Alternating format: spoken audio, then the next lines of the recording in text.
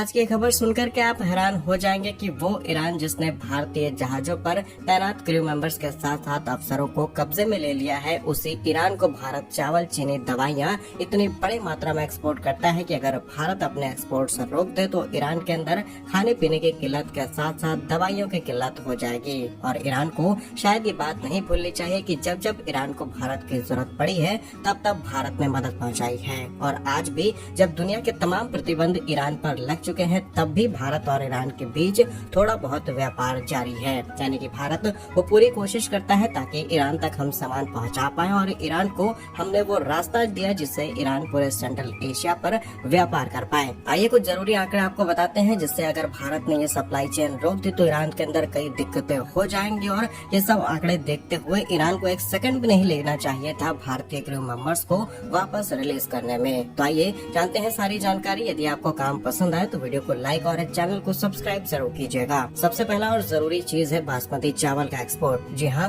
Iran के लिए भारत सिर्फ एक पड़ोसी नहीं बल्कि उसका सबसे बड़ा अन्नदाता है। क्या आप जानते हैं कि ईरान अपनी जरूरतों का लगभग 35% बासमती चावल अकेले भारत से मंगवाता है। साल 2022 और 23 के आंकड़ों पर गौर करें तो भारत ने ईरान को करीब 1.1 बिलियन डॉलर के लगभग 9,000 करोड़ रुपए का चावल एक्सपोर्ट किया था। अगर आज भारत अपने चावल का जहाज रोक दे तो ईरान के अंदर भुखमरी जैसी स्थिति पैदा हो सकती है। और क्योंकि भारत उसके लिए बासमती चावल का दुनिया का सबसे बड़ा सप्लायर है। दूसरा है जीवन रक्षक दवाइयाँ। जी हाँ, फार्मास्यूटिकल्स। ईरान अब अंतर्राष्ट्रीय प्रतिबंधों के कारण वह पश्चिमी देशों की दवाइयाँ मिलना बहुत ज्यादा मुश्किल हो चुका है। ऐसे में भारत का फार्मा सेक्टर ईरान के लिए संजीवनी बूटी की तरह काम कर रहा है। कैंसर, हार्ट बीमारियों से लेकर के डायबिटीज जैसी गंभीर बीमारियाँ जो कि जेनरिक दवाइयाँ भारत सस्ते दामों पर बना करके दुनिया को एक्सपोर्ट करता है, तो क्यों न हम ईरान को एक्सपोर्ट करें। और भारत वहाँ टॉप मेडिकल सप्लायर है आज भी। तीसरे नंबर पर है चाय, चीनी और मशीनरी। जी हाँ,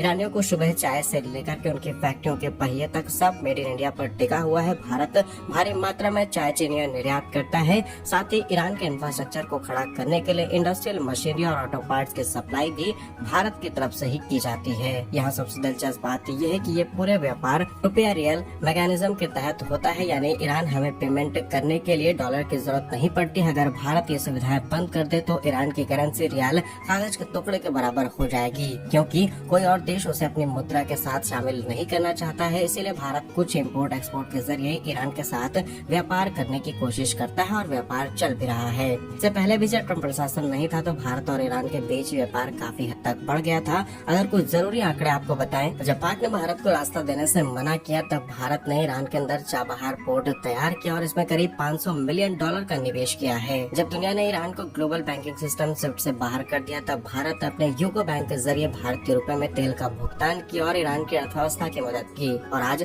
नतीजा कुछ इस तरीके से है कि ईरान ने एक सेकंड भी नहीं लगाया भारत के साथ ये धोखा करने में। फिलहाल बताया ये जा रहा है कि उसका लिंक किसी और देश के साथ है, इसीलिए ईरान को ये एक्शन लेना पड़ा। फिलहाल आपके हिसाब से भारत को एक्सपोर्ट्स क्या रोकने चाहिए या फिर नहीं, कमेंट्स अपनी राय जरूर लिखिएगा। ऐसे ही वीडियोस आप तक पहुँचते रहे। वीडियो को लाइक, चैनल को सब्सक्राइब जरूर करें। धन्यवाद। जय हिंद।